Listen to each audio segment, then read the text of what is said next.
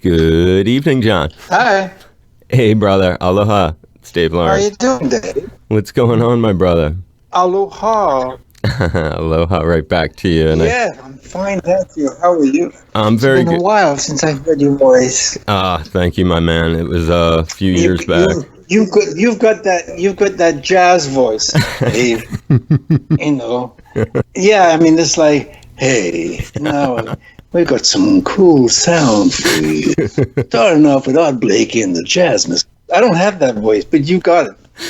Well, I don't have Yeah, it's the. nice to hear a voice like that. Oh, God bless you, man. What a nice thing to So, say. what Given can I you. tell you on this lovely fine evening?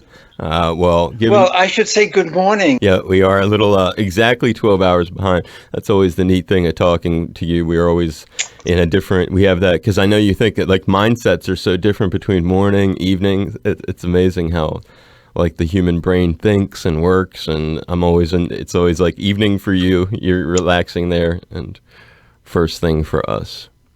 Well, yeah. Well, actually, I'm working, but in fact, recently I was in a lot of contact with Hawaii because of The Santana thing. the internet piece. You know, the quarantine blues I did with Carlos and Cindy and Narda in L.A. So it was a kind of transatlantic affair. I know, and we'll talk about it in 1 second. Let me put a start to it, which is first of all, you're staying there in Monaco, right? That's where you've been since this thing started. I was hoping you could maybe take us back to the first days you began to be affected by it, how it all happened. Oh yeah, absolutely. We were at home. I mean, we're still at home, because I normally I would be on tour right now in Europe, but everything's off. Everything. Carlos lost his spring tour. There are no tours happening. There are no concerts happening. They occasionally hear one something that might be outside, in the open air, but no. Everybody has to observe the social distancing. So, there are no clubs, no bars, no concerts, no concert halls. No, but it's not just in the music world, the theater world. It's a Right. disaster, really. And sports. But, yeah, pardon me? And sports, like anything, like what I'm just adding to what you're saying, it's really affected any kind of gathering where large groups of people come together, like the summer tour that you were going to do, which has been impacted by the Yeah. crisis. Oh, yeah, totally. So the only thing we do is like what I did with Carlos. I did one with the Fourth Dimension. I've done a few solo things in the early days because you remember when the hospitals they were over here before the U.S. really got it. But we were going through difficult times in Europe, and so I put out these messages. Please stay home, stay healthy, because all these marvelous care people, who take care of us. I mean, they were going through a very difficult time. Not enough PPE, not even enough masks, and hospital beds full. So that really was the case behind it. And then finally, when we got through the last couple, the one with Carlos was a call to donations. Very small donations to what was the name of the Music Cares was the- Coronavirus Relief it Fund. was yes, exactly. It's part of the Grammy Institution. So because I have a number of players I'm trying to help around the world, and America is it's really rough. I have some in India too. It's very difficult in India too, and somehow musicians, performing artists, self-employed performing artists, fall through the cracks whenever there's any government money flying around. You know what I mean? Oh, completely. Well, I mean, this is that you hit the nail on the head. That's why we're doing like a little series here where we're talking to musicians who have been impacted by this and all kinds of folks. We just had Al Di Meola and Carlos on just a couple weeks ago. Oh, great. Joe Satriani, all kinds of people. And when I was taking a listen to the Fourth Dimension Band recording its first new music in 5 years to benefit the Jazz Foundation of America, the Lockdown Blues, that's really what you're talking about here. And share the story of you talked about it a little, but it's really touching a lot of musicians. It's touching the whole infrastructure for your business, really. Oh, it's dramatic, Dave. It's really dramatic. I mean, we're all living in hope. I mean, hope's the only thing we have. But I'm one of the elder statesmen now. I've been around since Noah. So, I mean, I've made so many records. So even though there's no record industry left, but I don't know. I don't even know how many records I've made. But the little dribbles and drabbles of the royalties. Once you've made 50 records, it adds up. We can survive. But there are the young people. There's no record industry, so there's no record deal. So everybody's surviving on gigs, concerts, tours, whatever. And when they go, there's nothing left. It's really difficult. But we live in hope, Dave, don't we? Anyway, whatever you're doing, I'm sure you're doing a good job, because just, encourage. And basically I'm right in the middle of one now for a charity in India. The Is That So album? Yes. With Shankar and Zakir. Yes. So we're doing a tune from the album. I was recording today, and Zakir and Shankar, they're gonna record too, and we'll put it together and we'll put it out, and and hope it'll bring a smile to somebody's face. That's basically all we can do. Make somebody feel good. Oh, I mean, that's what you've done though for so many years. But I've watched some of your messages too that you've put out on Facebook. When I watched the video too, you have a video, and we'll have a link so that you can see them on the web post for John's Fourth Dimension Band plus the project with Santana. Oh, really? Yeah, because I love the video. That's nice. Thanks. Tell me talk about how you guys recorded it remotely. That's pretty interesting. Like how you could all do it separately. Just give people a little insight into how that was done. Well, if we all had super fast internet, it would be easy, because then there would be no latency, no delays. Right. But every internet's got its own delay. So what we have to do basically is I set up a sequence on one of the platforms, whether it's Pro Tools, whether it's Logic, and just set up just demo parts. I know, and of course I can send parts by PDF, by text to everybody. So I'll start it off at home, and I'll just put some computer drums, computer basses, computer keyboards. I mean, I'll play them and play. Not that I'm a good player, but it's enough for the guys to know where it's going, and I talk to them, So they know what the feeling is. And anyway, I mean, we're playing so many years together. They know me. I know them. It's like I really don't have to say too much. They get it right away. And they can do anything. They can play anything, those guys. That's Ranjit and Gary and Etienne. Anyway, and then I send out, it's a kind of template, right, to everybody. And it's so. And I've got the demo, the melody on there. And so everybody, Gary will play the melody part with me, or the counter melody part. He'll have a guide and he'll have a score. And Etienne, he'll have his bass part, and he'll hear the melodies, the program melodies before the real things get on there. So everything's just like, you've got a kind of demo of what it's going to be, and then but the critically important is the drums. The drums really, and the drums need to hear some playing. So I like play a lot on the just whether it's going to stay or not. Generally, it doesn't, because if we're going to film it, then then I like to hear the guys really playing. But I will record. I'll improvise all over the place, so the guys have got something to play against. You know what I'm saying? Yeah, and then you'll redo And your then they part at the get that. end. I just send that by. I send it by internet, and they download it. We all have the same platforms, and then they. I know. It was crazy for Ranjit in Mumbai, because Mumbai's really in bad shape recently in the last weeks, and he couldn't even leave his house to go to his studio. Wow. So he found a way to get his drums, brought his drums into his apartment, set them up in their bedroom. You know. Oh man! I mean, what do you have to do? It's crazy. And there he was, and he filled himself, you know, and if you've seen the video, you see him doing this conical, the singing, which is so cool with the drums. He's singing and playing with two different takes, but it's so cool. And then Gary does his part, Etienne does his part, and finally when they all get it, and then they'll send it back to me, and I'll videotape. I mean, with my wife actually, who videotapes me, you know, doing my part, and that's it.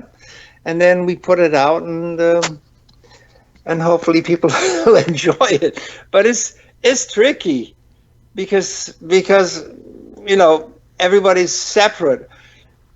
That said, when I hear the recordings of the guys playing, right, and I know how they play, and it's I've got the headphones on. It's like I'm there, and like they're here with me. We're not separate, even though they recorded it before, a day before, 2 days before, 3 days before.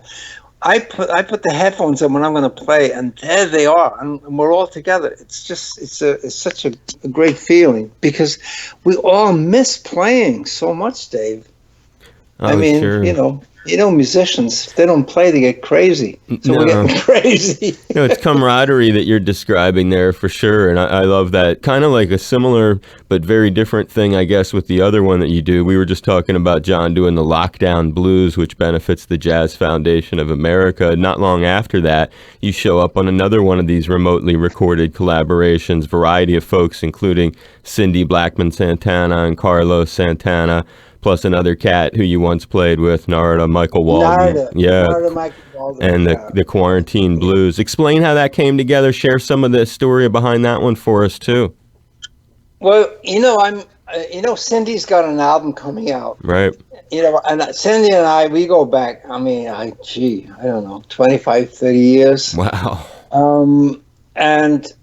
And so we always stay in touch whenever we meet. If there's a jam going, then we're jamming. And when she called me about a recording she wanted to do, she said, you know, and do you have any idea for a song? And I said, yeah, I've got a riff here. So I ended up doing 2 songs with her, and it's been a while. It's been a while because she's been recording. She did something with Carlos. And with other musicians. In any event, how it started, because Narada Michael Walden, Narada used to play drums in the second Mahavishnu, in 1973. Yep. And you know, and what a drummer, and he sings great. I mean, he's one of these super producers. He was producing Whitney Houston, Boys II Men, Mariah Carey, great artists of the 80s and 90s. He produced Aretha, and so. And he's very dear to me, and so we communicate, even though he's in LA.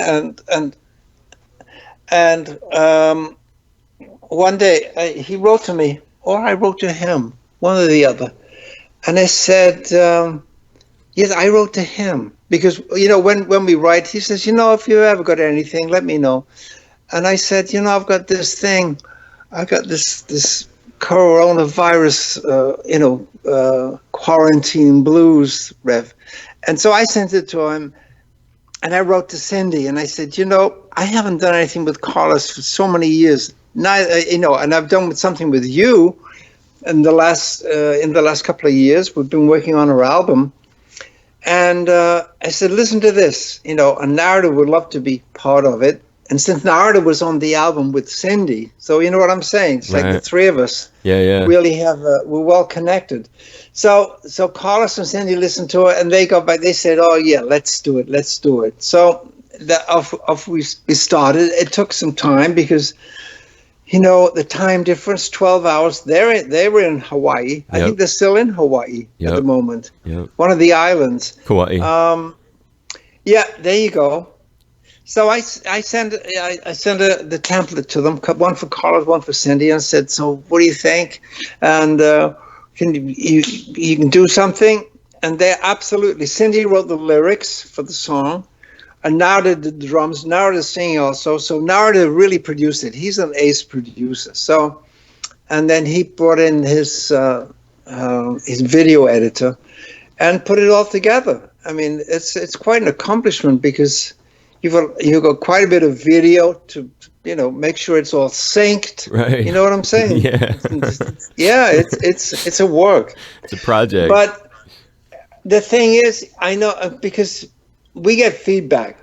I mean, of course, it's all free, and actually not free. We're asking people to contribute or donate something, even if it's $1. You know, it's something. But we are able to, as players, just like touch base with the people who listen to us, you know.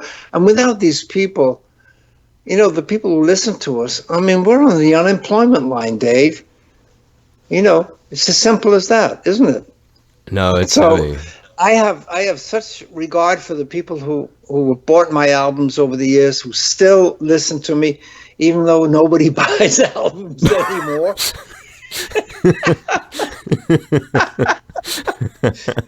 They don't even buy a CD. What's a CD, man? You know. Anyway, so I have such a deep appreciation for the people who support me, because really, without them, I'm on the unemployment line.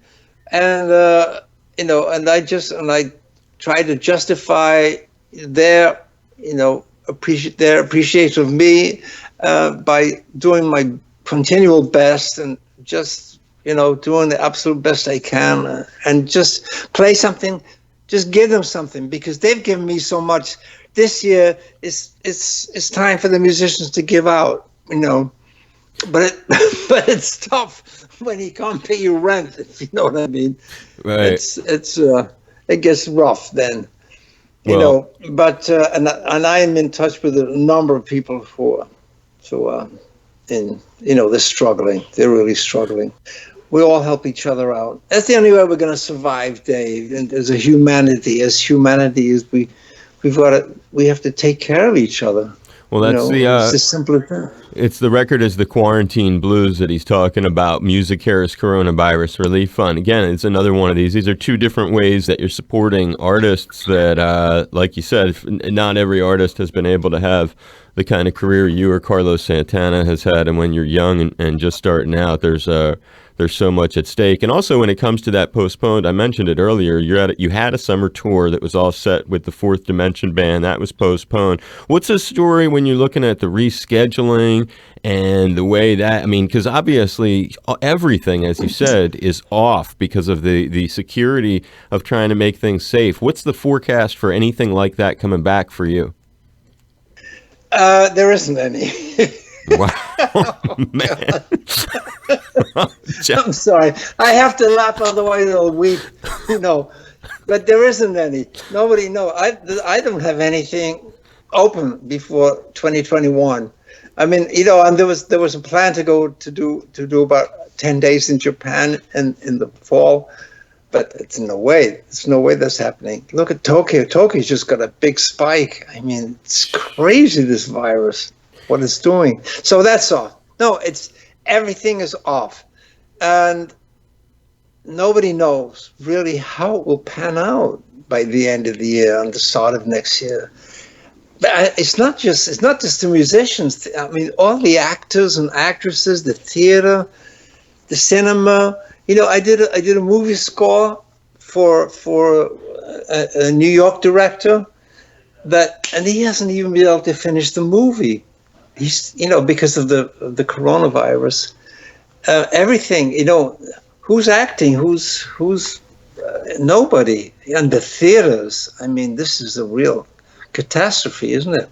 Well, and we have this catastrophe in the U.S. on top of that, as you sort of alluded to. It's a little frightening, quite frankly, if I can just confess. I mean, I walk to work and back every day, a mile Oh my. a mile and a quarter. I'm dodging maskless people left, right, almost having to walk into traffic to try to keep myself in a safe place. I mean, it's a very, very, very humbling moment to talk with you after our previous conversations. And so we've got half of our country refusing to wear masks. We have a leadership crisis, which is very hard to believe. We have Black Lives Matter, police reform. When you look at the state of America right now, sitting there in Monaco, can you offer any, because you're a guy who lived through, you saw the civil rights struggles, you've played around the world, you have a very international perspective on everything. Can you talk about what you see happening right now? It's hurting me. I'm worried. I'm I lived for 14 years in the U.S. and I love America maybe more than some Americans. I know America probably more than a lot of Americans, having toured there all around for all those years. And it's deep down. I'm afraid. I'm nervous that actually, and because the Black Lives Matter is marvelous, but I'm afraid that it will take, I don't know, another 100 years for the Black American to have equality. It's I see America. America's, was built on slave energy, and it's in the psyche, and it really upsets me to see that it's still this raising its ugly head so often, and what's happening, with the how many young men and how many young women have just been shot down, and from every point of view. I don't want to sound pessimistic, but I'm hurting, Dave. It hurts me to see that, because Black American music is what saved my life. I mean, I was a classical pianist until I was 11, and the guitar came, and along came Muddy Waters, Bill Brunsey, Lead Belly, Robert Johnson, and then the jazzmen. I mean, my whole life is founded on Black American music. Oh, yes, okay. I've studied the Hispanic and flamenco music. I've studied Indian music, but the vitality and spontaneity of jazz music that's what captured me. And to see the Black American, especially the Black American male, being subjected to such tyranny, and just endemic tyranny. And this is really, it's so upsetting that I just want to weep sometimes. I want to be positive, Dave. I really do. But it's really difficult for me at this moment in life. It's just difficult for me. We need a transformation of society. No, don't misunderstand me. America doesn't have the monopoly on racism. It's everywhere. I know. It's everywhere. In Asia, it's in India, it's in Japan, it's in China, it's in England, it's in France, it's everywhere. But in America, it's particularly abrasive and particularly acute that upsets me profoundly. So without a transformation of society, people just realizing that we don't have a planet B, Dave, do we? Nope. We have to take care of each other. Otherwise, how are we going to survive as humanity? If you're different, and so I don't like you. What is this? It's just stupid. It's ignorant. I mean, we have to take care of each other. We don't have a choice. I know society's messed up. The inequities, the unbelievable wealth in the West. Look at what happens in Venezuela. Okay, you've got a wacky president. It's crazy. I know I could go on. I'll stop right there. That said, I know it's hard, but at the end, let me add that I have absolute faith in human nature, because human nature, I believe, is fundamentally good. We're all born, loving, aren't we, as kids?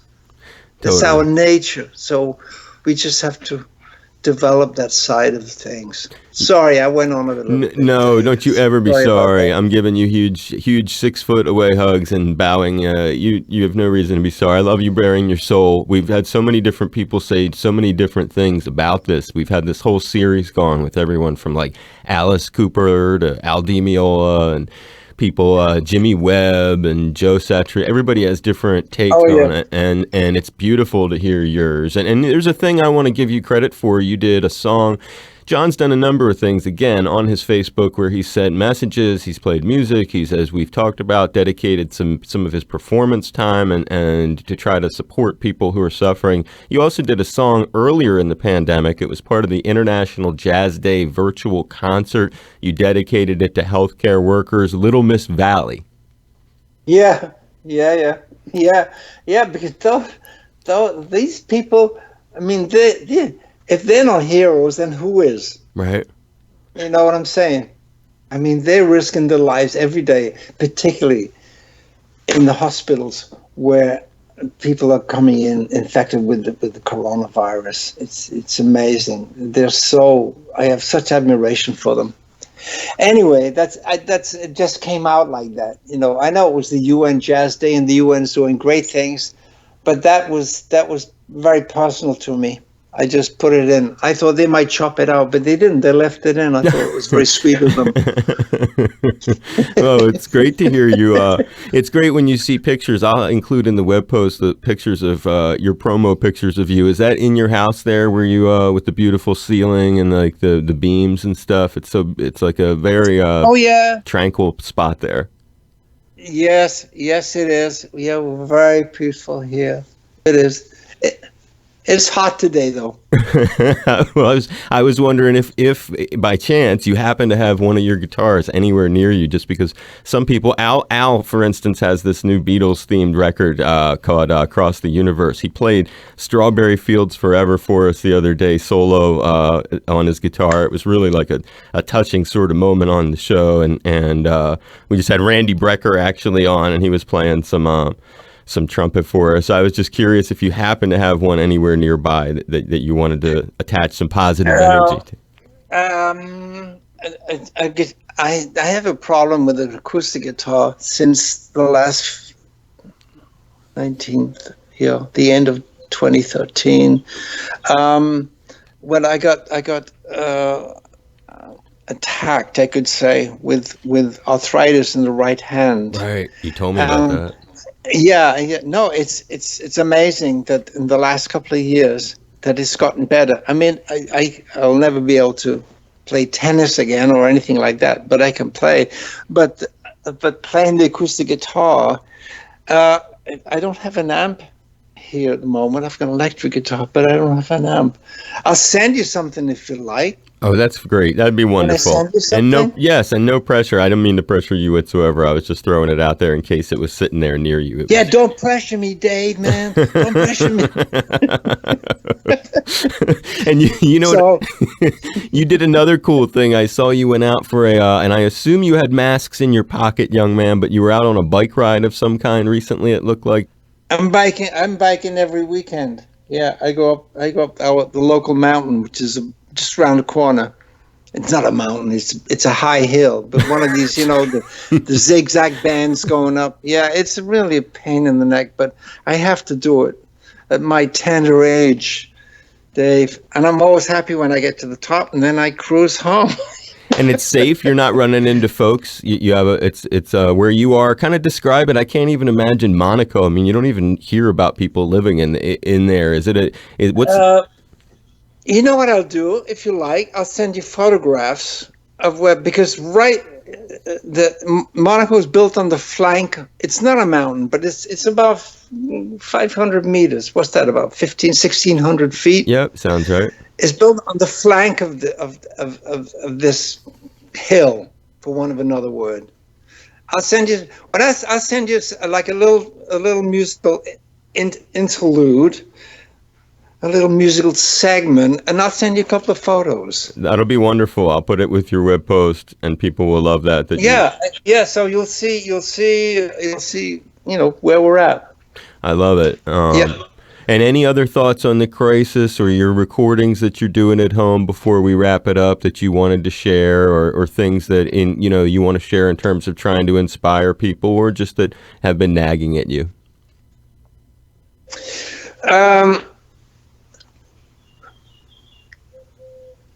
I definitely want to do some recording, but it's a problem right now. Just getting a recording studio, or finding one that's still in business too, because they've had it rough. I have a plan for an album, but I only have a few pieces. I have 3 or 4 pieces, but maybe I'll do a short album. What do you call it, an EP? Yep. An EP CD? Yep. Anyway, or maybe just do vinyl like that. Make sure it's short. 18 minutes aside, John. That's it. What were you doing with the Indian musicians, that you said you were recording? Yeah, with Shankar Mahadevan. Mm-hmm. This is coming out. In fact, if you like, do I have an email for you, Dave? Your people have one. You don't have to write anything down. I can send it to your people if you want. Melissa? Yeah, Melissa, exactly. She has it? Yes, okay. Yes, she does. All right. So, no, because I'll need an email if I'm going to send you some music and Pictures and some photos. Yes. But I'll send you also the link. Well, it'll probably take another week or 10 days for us to finish this one piece from the Is That So album.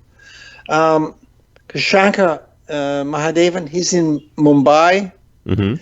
Zaki is in San Anselmo, California. So, the opposite sides of the planet. I mean, you couldn't be further apart, really, could you? But what I'll do, do you have the album, by the way? Is That So album? If you don't have it, I'll send you a copy. Send me a copy. That'd be wonderful. Okay. Oh, then, does Melissa have your postal address? Yes, she does. I'll send it along to her, too. I know I could send you just all on MP3, which is just as easy. I would like to have the album because it's they're all songs, and but the languages, a couple in Hindi, one's in Tamil, one's in Urdu, one in Telugu, but the translations are inside in text. Oh, nice. There's like a book with the translations in English of all the songs. I'd like you to have that, so you can see what the song's about. I mean, most of them, they're about love and devotion. I mean, that's it, isn't it?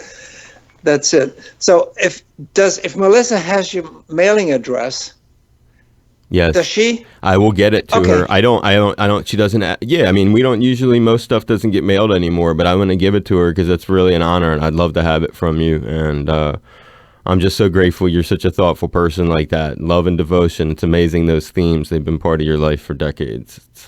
That's all that's real, Dave, and the rest is just nonsense. I mean, it's just a trip, huh? Love, devotion, I know, surrender. I sound like an old man. No, you don't. You don't. You sound, I love it. I love talking to you. You sound, and yeah, it's just, yeah, me too. It's a real pleasure, Dave. Will you make sure that Melissa has that? Yes, because I can't wait to get it in the mail. I'll be waiting for it now and that'll be a really cool thing and be very okay. And I'll do a little. You want a solo guitar thing? Is that right? Just solo, nothing else. Yeah, something personal for us that we can use during your feature, and strictly personal. Okay. For HPR, for the radio station, just like a cool little bit. Okay. And it's really just appreciated. And aloha, everyone. It's John McLaughlin here. Oh yes, amen to that. Never have we needed public radio so much as now. One thing I can always count on is having a great chat with my friend Dave Lawrence. And I hope I can count on you making a pledge. NPR is the only radio I ever listened to in America. And can you believe it? I listen to it here at home in Monaco. I go online and I listen to NPR. How about that? I'm giving you a virtual hug. Feel the love, my brother. Okay. Thanks, Dave. You too, man. You too. You take care. You stay safe, and Good to hear you. great to hear from you. Okay. Aloha, Brother John. Take care of yourself. Bye-bye. So long, Dave.